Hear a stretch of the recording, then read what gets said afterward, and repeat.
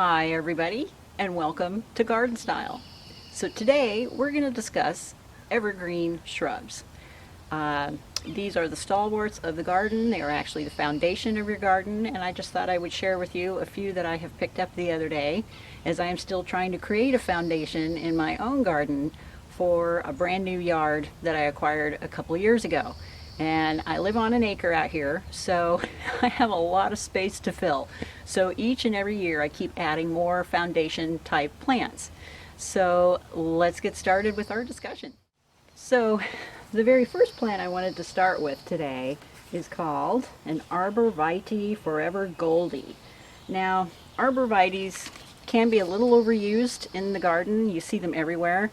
But let's face it, they make fantastic screening plants as well as foundational plants, either for the back or the front of the garden. A lot of these are used as screening plants. They're also used as foundational type plants to create form and structure. Being these stay fairly narrow in their growth habit, they don't like spread out. These make an excellent foundational type plant, and I chose this one because it has the gold tips on it. Here in the Northwest, we have so much green going on that it's always nice to be able to light up dark corners or real shady areas, or just areas that have no light green in them or color. And these will stick around all year round. And Arborvitaes are a type of cedar, believe it or not. They are part of the cedar family. And this particular one will get probably, what's it saying here? How tall will he get?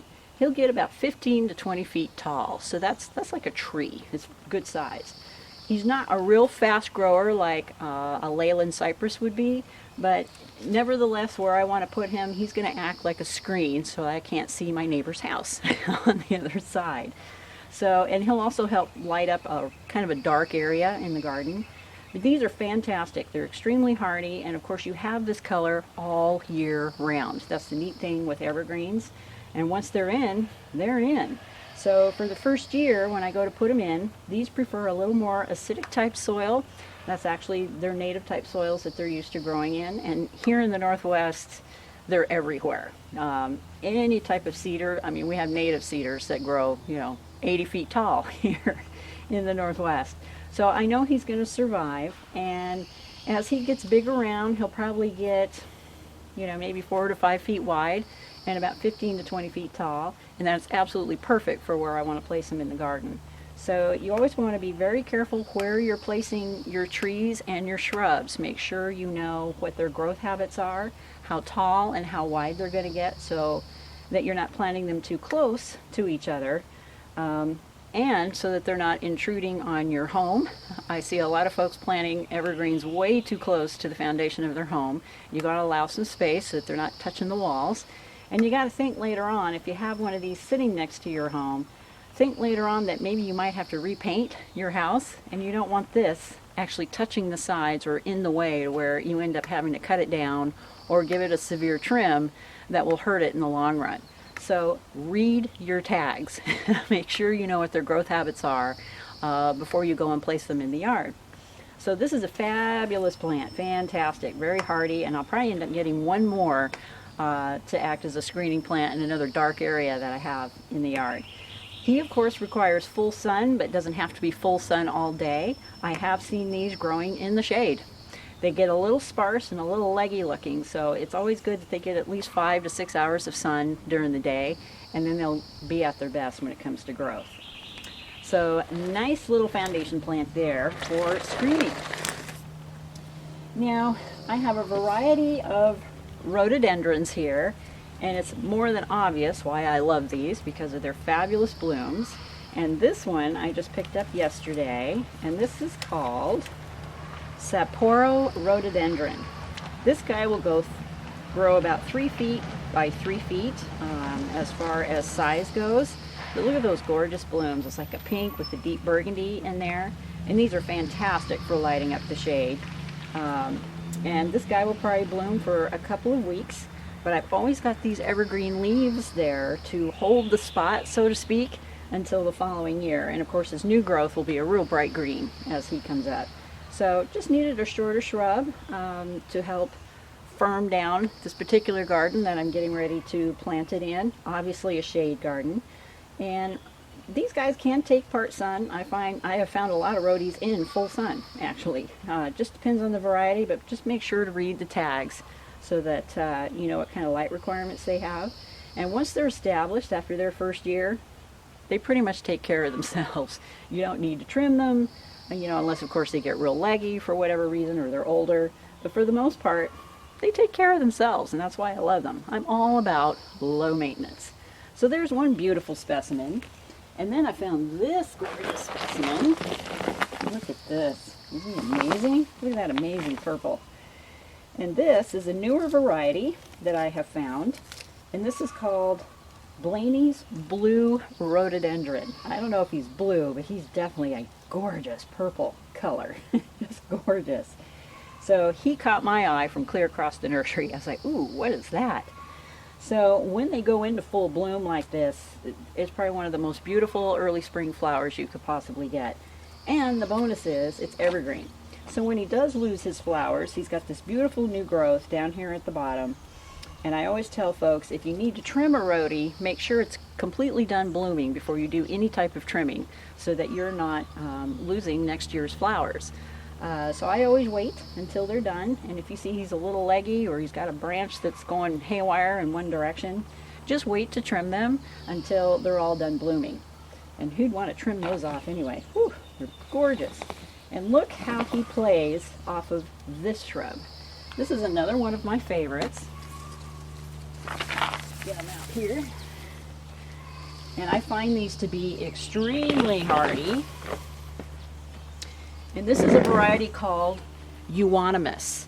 Now there's lots of different varieties of Euonymus. You can get them where they act like a ground cover. You can get them as shrubs. But look at the beautiful variegated foliage. And this stays all year round, which is the fantastic part.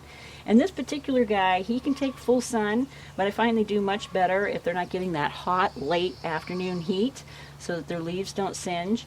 But they can take up to 4 to 5 hours sun, and they just stay nice and bushy and shrubby like this.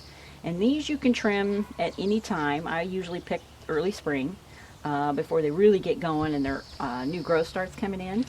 And this guy, see if I have a variety name for you.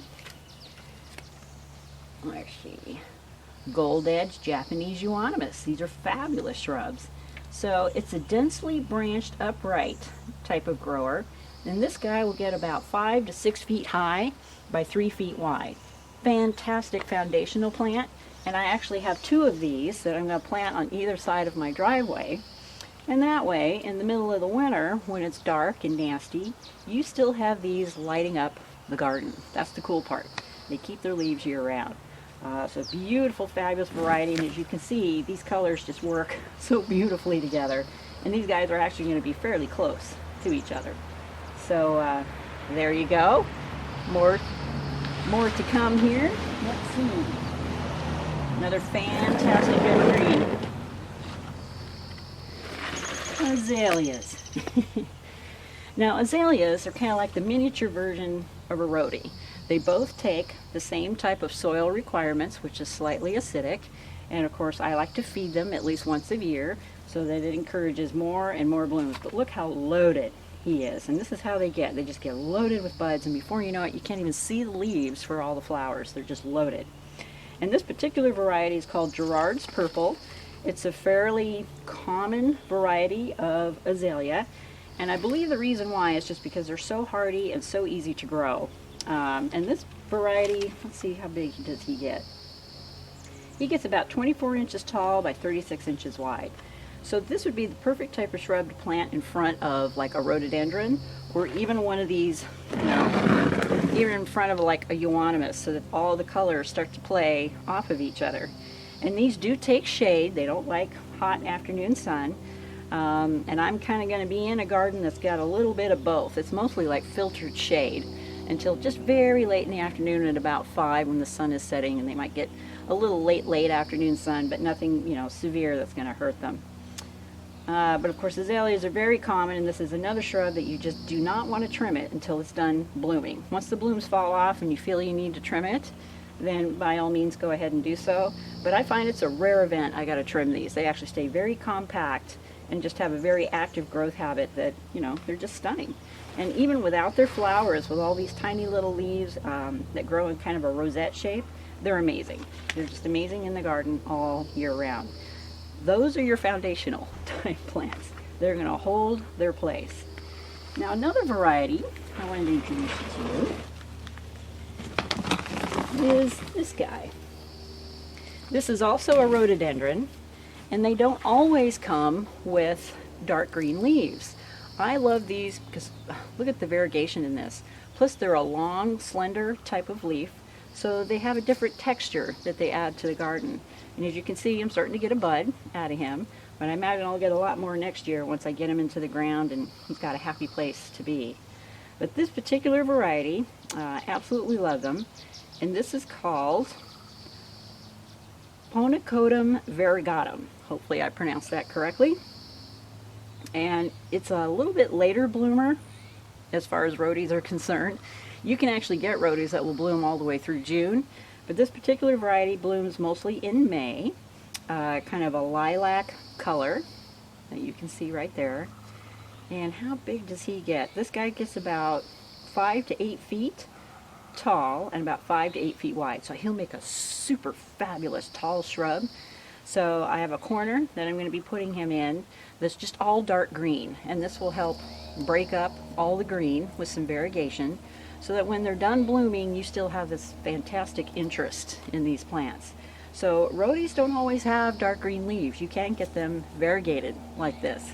So I love to get different varieties like that so you can just mix it up and get that texture that you need in the garden.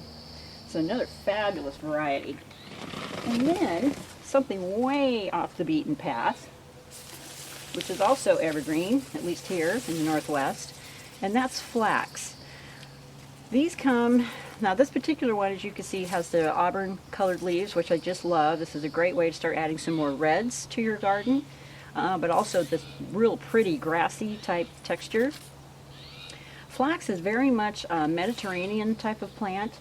So the Northwest here is actually a perfect area for it to grow in, where it gets a lot of rain in the wintertime and absolutely no rain during the summer. And they're built for that. They don't mind that a bit. They can handle heat, they like full sun, and they can handle drought conditions once they're established. And this particular guy gets about 24 to 48 inches tall and about 4 to 5 feet wide when they're really happy. And I would say you probably wouldn't see that size for another 3 or 4 years. But they're fantastic fillers where you can plant them in front of shrubs, other type of evergreen shrubs, and just make a great, like a border type plant. It's a clumper, so you just think of where you would like to have a grassy type clumper growing in your garden. And I've planted 3 of these already, and I was short 2, so I needed 2 more. And I will show you later on what the garden looks like after I've put them in. And I have mixed them with rhodies that get partial sun, and these don't mind the partial sun, but they need some in order to keep that nice, lovely pink color. But another beautiful plant that can withstand drought and, of course, add some gorgeous texture to the garden. And they're evergreen. They hang on to their leaves. They start to get a little ratty during the very early spring after a winter. I have some out here already that looked pretty beat up because we had a lot of snow this past winter as well as rain. And all I did was I just trimmed out some of the icky leaves and stood back, and their new growth just takes right over. And their new growth is just amazing. It's this beautiful pink, kind of a pinkish auburn color. So there's some ideas for you for some evergreens. It's not your typical pine tree you plant in the garden. There are just so many beautiful varieties to add structure and beauty to your gardens. And then you play off of these. These are usually the first plants that you put into an empty space in a garden. And then you can break down and go to perennials and of course fill in holes with annuals after that. But these are the dudes who build your foundation and get your garden started. So if you're looking at a blank slate and you're not sure what to do, start with your evergreens first. Go there. Get those planted in so that you can start to form and design your garden from there. So great starting point. As you can see, there's lots of variety and lots of things to choose from. And later on, once I get these planted, I'll give you a close-up and show you what all this looks like in my May garden tour, which will be coming up in a couple of videos, as today is April 28th. And we're almost done with April. I can't believe it. Alright, you guys, I hope you enjoyed this video, and if you did, please hit like, share, and subscribe for more videos that I'll definitely be sending your way this summer. Thank you very much for watching, and we'll talk soon. Bye for now.